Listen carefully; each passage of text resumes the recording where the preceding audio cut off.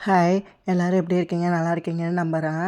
So US பொறுத்தளவுக்கு என்னன்னா, நம்ம என்னதான் கிராண்டான ட்ரெஸ் போட்டிருந்தாலும் அந்த ட்ரெஸ் தெரிய போறதில்ல. நம்ம அத மறைச்சு ஓவர் கோட்டோ, இந்த ஜாக்கெட்டோ அது மாரி தான் யூஸ் பண்ண போறோம்.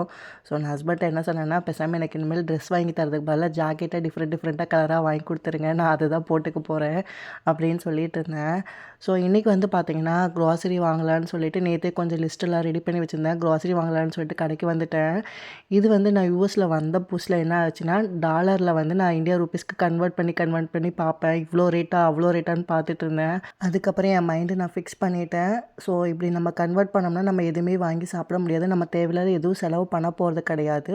ஸோ தேவை இருக்கிறத நம்ம குடுத்து வாங்கி தான் ஆகணும். செலவு பண்ணி தான் ஆகணும் அப்படின்னு சொல்லிட்டு மைண்டு ஃபிக்ஸ் பண்ணிட்டு, அதுக்கப்புறமா நான் வந்து இந்தியா ரூபீஸ்க்கு கன்வெர்ட் பண்ணுறதே இல்ல. அத பார்க்கறது கூட கிடையாது.